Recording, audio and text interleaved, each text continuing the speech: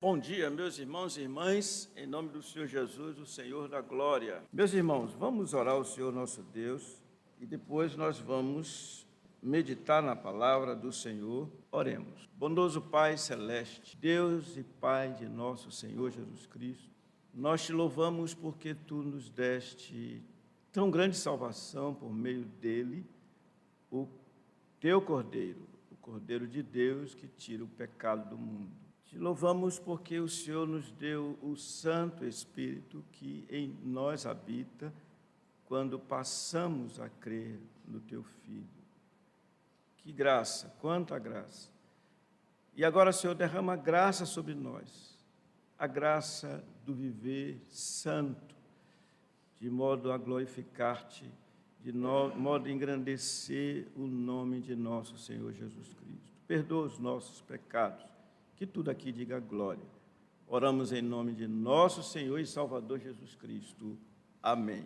Meus irmãos e irmãs, abramos nossas Bíblias na segunda carta que o apóstolo Paulo escreveu aos Coríntios, no capítulo 8. E nós vamos considerar nesta manhã, uma manhã certamente mais curta em termos de tempo, mas não menos importante do que das outras, quando comparado com as outras vezes. Então, segundo aos Coríntios, capítulo 8, eu vou ler o versículo de 1 a 9. Também, irmãos, vos fazemos conhecer a graça de Deus concedida às igrejas da Macedônia, porque no meio de muita prova de tribulação, manifestaram a abundância de alegria e a profunda pobreza deles superabundou em grande riqueza da sua generosidade. Porque eles, testemunho eu, na medida de suas posses e mesmo acima delas, se mostraram voluntários, pedindo-nos, com muitos rogos, a graça de participarem da assistência aos santos. E não somente fizeram como nós esperávamos, mas também deram-se a si mesmos, primeiro ao Senhor, depois a nós, pela vontade de Deus. O que nos levou a recomendar a Tito que, como começou, assim também complete esta graça entre vós. Como, porém, tudo manifestais superabundância, tanto na fé e na palavra como no saber, e em todo cuidado, e em nosso amor para convosco, assim também abundeis nesta graça. Não vos falo na forma de mandamento, mas para provar, pela diligência de outros, a sinceridade do vosso amor. Pois conheceis a graça de nosso Senhor Jesus Cristo, que, sendo rico, se fez pobre por amor de vós, para que pela sua pobreza vos tornasseis ricos. Meus irmãos e irmãs, o tema nosso é esse: a graça, em termos de ação, que aciona o que essas igrejas fizeram. Aciona o dar com alegria. A vida cristã, como um todo, depende completa e absolutamente da graça, do favor, da ação graciosa de nosso Deus, para que ela caminhe de modo a glorificar a Deus. Mas, sem dúvida nenhuma, nessa caminhada, não há quem seja completamente suficiente. Sempre vai haver alguma deficiência. E, no caso do dar, aqui, segundo o texto, havia deficiência, tudo indica, da parte da igreja dos Coríntios. Por quê? Porque se vocês olharem o versículo 7, depois da argumentação do apóstolo Paulo, ele diz: como, porém, em tudo manifestais superabundância, tanto na fé e na palavra, como no saber, e em todo cuidado e em nosso amor para convosco, ele então diz: assim também abundeis nesta graça. Então, no que diz respeito à graça do dar, os crentes de Corinto, eles estavam deficitários, eles não eram tão bons assim como nas outras áreas. Poderíamos já de antemão aplicar para nós. É interessante, generosidade, ou seja, o dar, o abrir-se para suprir as necessidades de outrem, é uma graça, como nós vemos no texto lido, mas nem todo crente abunda nesta graça. Basta ver que dízimos e ofertas, às vezes, são duas coisas que juntadas em uma só, que a gente percebe que irmãos e irmãs assim que a gente olha preciosos, não estou dizendo que estou pensando em ninguém não, mas o irmão que lida com isso sabe, irmãos preciosos, dedicados, etc., mas fragilizado nesta área. Ou seja, nesta área, certas pessoas parece que elas não têm lá tanta graça não, porque é uma coisa amarrada, é uma coisa assim que não sai, parece que tem um apego tão grande nessa questão, que elas não conseguem glorificar a Deus nesta área. Vocês estão entendendo o que eu estou dizendo? Então, quando nós olhamos para esse texto, claro, Paulo gastou 2 capítulos, o capítulo 8, o capítulo 9, para falar desse assunto. Por quê? Porque é um assunto extremamente importante, porque, em outras palavras, quando alguém não tem essa graça, a cobiça predomina. Então é sério, crentes cobiçosos não convém, mas como somos pecadores, nessa área, vez por outra, nos pegamos segurando, ou seja, cobiça. Sim, a cobiça que o Senhor tanto vai de encontro. Então, esse texto que acabamos de ver, nós podemos dividi-lo em 3 partes.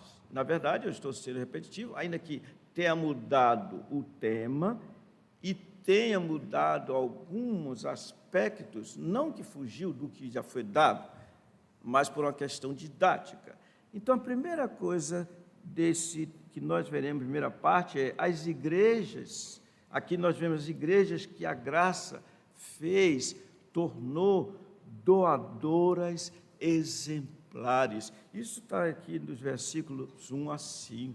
A segunda parte desse texto que nós lemos, nós vemos as igrejas que a graça fez encorajadoras de outros. E a última parte, apenas versículo 9, nós vemos as igrejas são encorajadas por meio do gracioso, do rico em graça, a saber, nosso Senhor Jesus Cristo. São essas 3 partes que queremos ver o que dá para a gente poder considerar. Então, vejamos. Primeira parte, as igrejas que a graça fez o quê? Doadores exemplares. Porque tem pessoas que doam, mas é normal. Mas o que aconteceu com eles é impressionante. Por quê?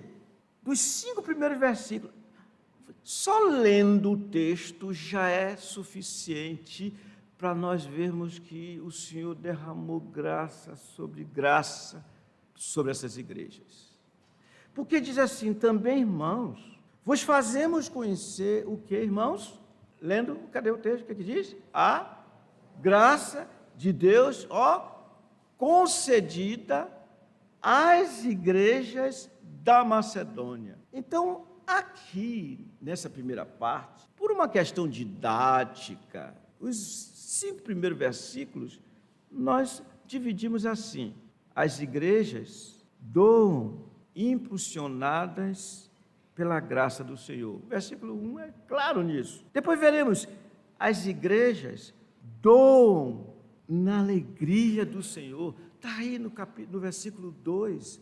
Eles superabundaram em alegria. No versículo 2, parte B, e o 3, temos as igrejas doam generosa e voluntariamente, até em circunstâncias adversas. No versículo 4, nós vemos as igrejas doam conscientes do privilégio de participar da ajuda aos santos. E no versículo 5, nós veremos as igrejas doando-se a si mesmas. Eu pergunto, irmãos, não é de humilhar? Só em anunciar. Nós não estamos fazendo outra coisa senão pontuar e sem explicar, mas já é o suficiente para nos humilhar até o pó. Vocês concordam comigo? Então vejamos. Em primeiro lugar, dessa primeira parte, o que diz aí? Igrejas. Essas igrejas, elas de fato foram impulsionadas. Também, irmãos, vos fazemos conhecer a graça de Deus concedida às igrejas da Macedônia. Certamente, irmãos, que essas igrejas, por serem chamadas igrejas, e pelo contexto, eram igrejas de crentes. Quando a gente pega a primeira carta aos Tessalonicenses, segunda carta aos Tessalonicenses ficava na Macedônia. Tessalonicense foi uma igreja exemplar. Paulo chegou ao ponto de dizer que reconhecia 3 características nesses irmãos e disse: olha, eu estou certo, vocês são eleitos de Deus, porque em vocês há fé prática, operosa, em vocês há amor abnegado, em vocês há esperança. Então, vocês são crentes. Só que foi necessário que o Senhor fizesse algo mais para a sua glória, derramasse graça sobre esses irmãos, para que eles realmente pudessem glorificar a Deus. Ou seja, eu estou dizendo que essa graça que foi concedida a esses irmãos não é mesmo a graça salvadora. Não. Poderíamos chamar de graça santificadora. Poderíamos chamar de graça doadora. Ou seja, no sentido de que essa graça vem para tornar a pessoa bastante generosa, desprendida. Aqui eu estou me lembrando de uma coisa que vocês vão ver assim. Aqui vou falar com muito temor, hoje eu não quero mexer com ninguém. Não quero. Mas vocês já viram, tem ocasiões assim que você convida ali seu Tiago, a senhora Edna e o Jorge, e diz assim: olha, eu queria que vocês fossem comigo, tem umas 3 pessoas, e vocês estão convidados para o jantar. E o jantar vai ser num restaurante tal. Eles estão preocupados já, tá? Pelo jeito, estão preocupados. Vai ser num restaurante tal. Aí eles se olham um para o outro, e ela diz: olha, esse mês já está tudo no limite aqui, o que a gente vai fazer? Vamos assim mesmo, qualquer coisa a gente tem um cartão de crédito.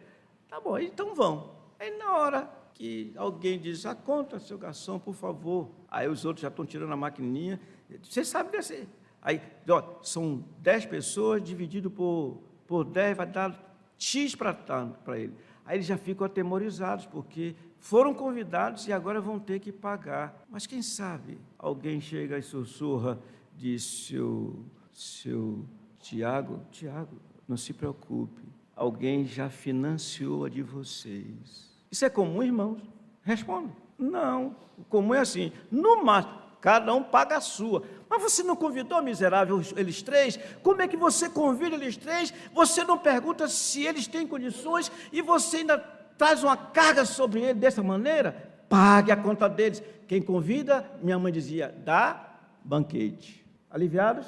Estão aliviados. É assim, irmãos. Nessa área, nós geralmente, no geral, somos seguros. Mas essas igrejas, elas receberam esse dom, esse meio, essa graça, o Senhor operou na vida deles, para que eles pudessem ser exemplos de quem doa. E aí, tudo bem? Vocês estão entendendo bem, não estão? Irmãos e irmãs meus, precisamos dizer ao Senhor: Senhor, dá-me esta graça para que eu seja livre de todos. Porque o problema é esse, é falta de liberdade. Quem não dá é porque, normalmente assim, está apegado. Aí começa a fazer contas. Eu conheço muito bem o que é isso. Vá pedir a alguém um dinheiro emprestado quando esse alguém tem uma poupança, sei lá, essas aplicações tem aí por aí, e está lá aplicadinho. Aí você vai lá e diz: poxa, fulano, morreu o meu gato de estimação e eu não tenho como sepultá-lo. Você podia, então aqui é uma ilustração, você podia me ajudar para que eu dê um sepultamento digno ao meu gato de estimação? Olha, eu até tenho, irmão, tenho, só que eu apliquei, eu não posso te ajudar nisso. Lembra, sabe quem? Os fariseus, que para driblar a lei que dizia honra pai e mãe, o que eles fizeram? Chegavam papai e mãe, que tinham necessidade de papai e mamãe queridos, eu queria muito ajudar vocês, mas o que eu tenho é oferta ao Senhor, é corban, é oferta ao Senhor. Então o Senhor disse: hipócritas, vocês estão dando um jeitinho para desonrar a Deus e a sua lei. O que diz a lei? Honra pai e mãe. No entanto, vocês não querem dar e ainda por cima vocês nem entregam o que você diz que é do Senhor. Irmãos, lamentavelmente, nós precisamos ouvir essas coisas mais e mais e mais e mais, porque a luta é grande, a tentação é grande. Qual é a tentação? É meu, e se sobrar, continua sendo meu. É lamentável. Quanto temos recebido da graça do Senhor nessa matéria do dar? Em segundo lugar, que igrejas são essas? Igrejas, o que disse? Igrejas que doam na alegria do Senhor. Esse é o outro aspecto, porque Ananias e Safira deram, claro, deram parte dos seus bens, mas longe de eles terem doado com alegria. Aqui o texto diz assim: porque no meio de muita prova de tribulação, manifestaram abundância de alegria. Irmãos e irmãs queridos, como demonstra desprendimento aquele que doa sentir-se privilegiado por poder doar e por doar. Que privilégio! Mas, de novo, como é fácil de nós nos vermos segurando a barra, sem liberdade. Aí não tem alegria, parece que a coisa... Aí eu só me lembro da minha época de menino. Eu não vou dizer quem é, uma pessoa muito querida. Dizia assim: fulano, era parente, né? O senhor só me dá aí um não sei quanto para comprar não sei o quê. Aí ele metia a mão. Naquela época os bolsos eram grandes, né? Ele metia a mão no bolso, eu não sei, os dedos dele tinham um visual, uma visão impressionante, os dedos, visual, e tirava exatamente o que você pediu. Eu nunca vi isso. Acho que aprendeu com esse homem a fazer essas máquinas de contar dinheiro. Hoje existe máquina, eu fico impressionado. Ele falou... Ele não, ele com os dedos, é antigo isso, essas máquinas são obsoletas. Eles, com o dedinho, eles faziam isso. Que sensibilidade nos seus dedos. Meus irmãos, não tem alegria quando é assim. Aqui, mesmo na situação em que estavam, eles se viram cheios de alegria. Ora, quem escreveu essa carta aos Coríntios era alguém desprendido. o apóstolo Paulo. Alguém que chegou ao ponto de dizer assim: sendo livre de todos, fiz-me escravo de todos. Alguém que disse que, apesar de ser missionário, ele trabalhava com as próprias mãos a fim de sustentar a si mesmo e os seus companheiros que com eles andavam. É esse apóstolo Paulo que demonstra como ele era alguém focado na alegria do Senhor. Onde está isso? Lá em Filipenses, no capítulo 4, no versículo 10, olha a resposta dele aos filipenses por ter recebido a ajuda da parte deles. Ele disse assim: alegrei-me sobremaneira, ou seja, uma alegria imensa, sobremaneira no Senhor, porque uma vez mais renovaste o vosso cuidado para comigo, o qual já tinhas antes, mas faltava oportunidade. Digo isto não por causa da pobreza, porque aprendi a viver contente em toda e qualquer situação. Tanto sei estar humilhado como honrado, em todas as coisas já tenho experiência. Tudo posso naquele que me fortalece. Cheio da alegria do Senhor. Tudo bem, irmãos? Hoje a gente devia abrir assim para várias perguntas. Meus irmãos, é um privilégio dar. E aqui eu tenho que dizer algo que, num momento desse, é importante. Eu dou graças ao Senhor por ser esta igreja tão generosa. Eu vou repetir. Dou graças ao Senhor por ser esta igreja tão generosa. Evidentemente que o que a mão direita fizer, a esquerda não saiba, que não saiba. Mas essa igreja é generosa. Podem estar certos, estejam certos, é generosa. Só não é mais quando não pode, não sabe, não pode. Uma vontade de dizer: vocês querem fazer alguma pergunta, mas hoje não é dia de pergunta. Mas vocês querem fazer uma pergunta? Eu vou abrir mão. 3 segundos. 2. Vou esticar esse último segundo. 2,5.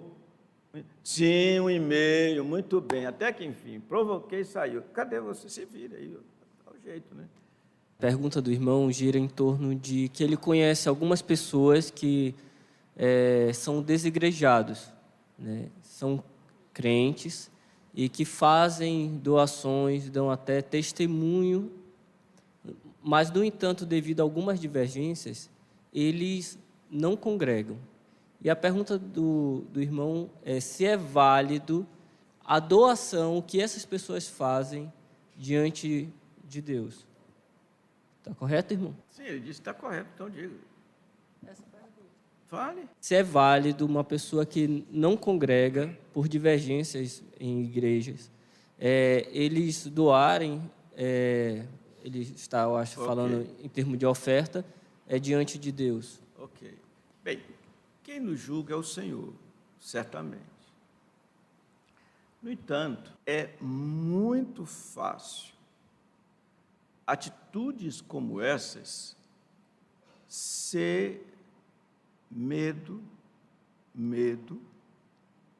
de perder algo que nem tem salvação. É possível que atitudes como essas seja uma questão de consciência. Eu preciso dar. Normalmente são pessoas que têm algum conhecimento bíblico.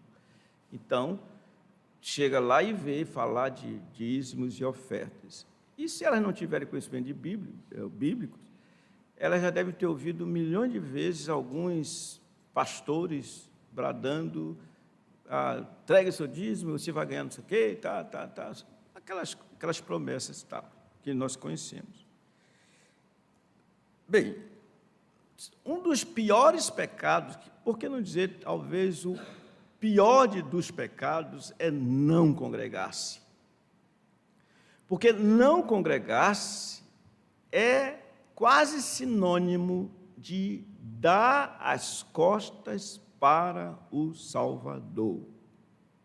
Por isso a Bíblia é bem enfática quando diz: não deixemos de congregar-nos como é costume de alguns. Antes, olha como a coisa é séria, façamos admoestações, tanto mais quanto vede que o dia do julgamento se aproxima. Porque se deliberadamente vivermos em pecado, tendo conhecimento, já não resta sacrifício. Porque chega ao ponto, o escritor de Hebreus, dizer que está pisando, tem que estar pisando aquele que deu a sua vida em resgate por muitos. Então, não congregar-se é extremamente algo sério, que pode ouvir do Senhor dizer assim: nunca vos conheci, apartai-vos de mim, vós que praticais a iniquidade. Porque o Senhor veio para manter comunhão com o seu povo. Como é que a pessoa não quer estar com o povo do Senhor? Então, tentando sumariar as coisas, o não congregar-se demonstra que a pessoa realmente, se não for algo momentâneo, mas se for algo que ela resolveu, não vou mais e pronto, ela vai se dar muito mal. Não importa o quanto ela doe, não importa quanto ela até dizima, não importa nada disso, porque o Senhor não quer isso, Ele quer o nosso coração. E se não se congrega, não tem o coração no Senhor e para o Senhor, ok? Pois bem, tudo bem com o senhor? Aí eu tenho uma pergunta: como é que o senhor sabe tanto da vida dos outros assim? O senhor sabe até o pessoal que não congrega e dizima, etc. É o senhor que entrega o dízimo deles, é? Pois bem, mas suas perguntas são muito importantes, viu? E trazem informações que, de outra sorte, nós não teríamos, certamente. Sim, senhor. Pronto. Outra linha, pergunta ali. O irmão faz uma pergunta, lembrando Mateus capítulo 5, versículo 23, se, pois, ao trazeres ao altar a tua oferta, ali te lembrares de que teu irmão tem alguma coisa contra ti, deixa perante o altar a tua oferta, vai primeiro reconciliar-te com teu irmão. A pergunta é: o momento que a gente também entrega a oferta, é um momento de autoavaliação? Eu nunca vi a Bíblia dizer especificamente que o momento de doar seja um momento de autoavaliação. Mas eu vejo a Bíblia dizer que a gente precisa se examinar a vida toda. Examine-se, pois, o homem a si mesmo, coma do pão e beba do cálice. Examinai-vos a vós mesmos, se é que não estáis reprovados.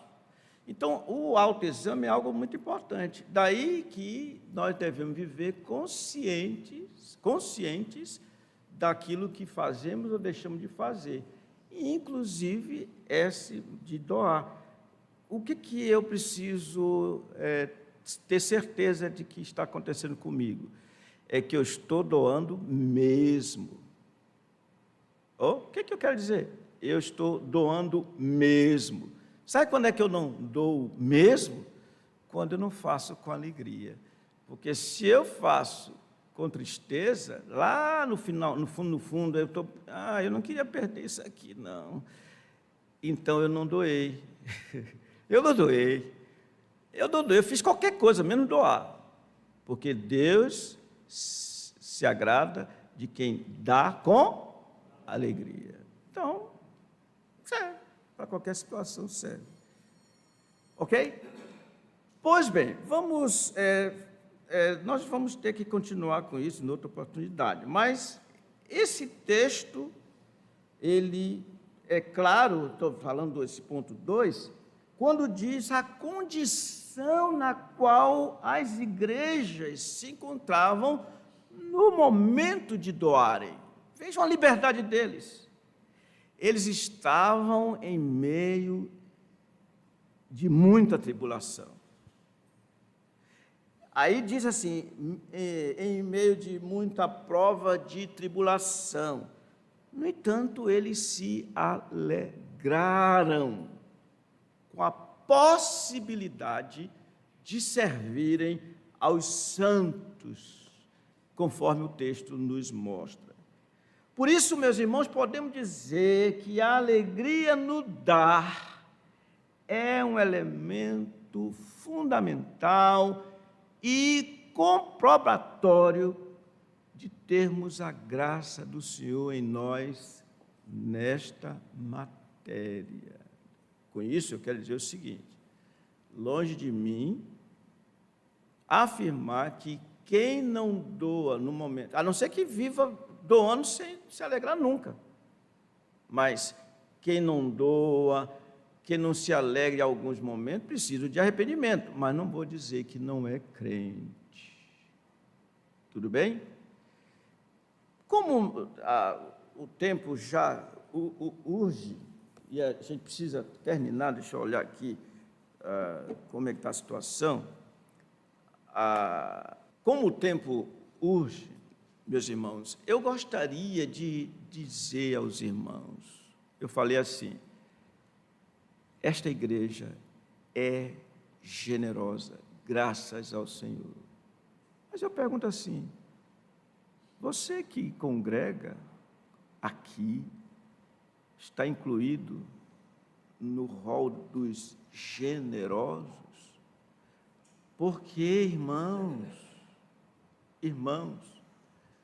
há 2 anos, mais ou menos, eu me assustei quando a tesouraria me mandou um calamaço desse tamanho. Não tinha nome, sim, mas não tinha negócio de valores nem nada, que era para eu ver se era gente que estava na igreja ainda ou não era, não sei. E eu estava olhando. E tinha lá, irmãos, não tinham poucas pessoas, não, eram muitas pessoas. Aí que eu digo para aqui, né? Gente boa, mas assim, 1 ano inteiro, 2 anos inteiros, sem mover-se em termos de doação, de entrega de dízimo, nem de oferta. Que tristeza, que tristeza. E eu vou falar um negócio com... Não vou falar não, porque esse aí já é demais. Não vou falar. Ainda bem, muito obrigado, senhor, porque o senhor segurou a minha língua agora. Queria falar outra coisa. Não me atisse não, pastor Agamenon, que eu não vou falar. Eu disse que ia falar, não vou falar. Nem, Alisson, por favor, me deixa, eu não vou falar não. Mas, quem sabe, noutra oportunidade, se o senhor quiser, eu vou falar noutra oportunidade. Essa ocasião não é para isso, não. Mas, irmãos, como é que nós respondemos ao que temos ouvido tão rapidamente nesta manhã? A esposa sabe quem é o marido generoso. O esposo sabe quem é a esposa generosa. Os filhos, eles sabem quais são os pais generosos. Os pais sabem em que caminho os filhos estão indo. Eu lembro de uma família que os pais mesmo diziam, tinha um filho que ele parecia um judeu. Ele era bom de fazer negócio, mas ele era ruim de abrir a mão. E era assim. Então ele percebia, um é mais aberto, o outro não, etc, etc, etc, etc. Irmãos, eu vou terminar dizendo o que Paulo disse no versículo 7, como aplicação para nós. Como, porém, em tudo, manifestais superabundância, tanto na fé, e na palavra, como no saber, e em todo cuidado, e em nosso amor para convosco, leamos juntos, por favor. Assim também abundeis nesta graça. Irmãos, como diz o versículo 9, porque conheceis a graça de nosso Senhor Jesus Cristo, que sendo rico, se fez pobre por amor de vós, para que pela sua pobreza vos tornasseis ricos. Ele deixou a sua glória, tornou-se realmente pobre, e por isso ele pôde dar a sua vida em resgate por muitos, para enriquecer a muitos, de modo que muitos o glorifiquem e que seja assim conosco, que nós o glorifiquemos. Amém.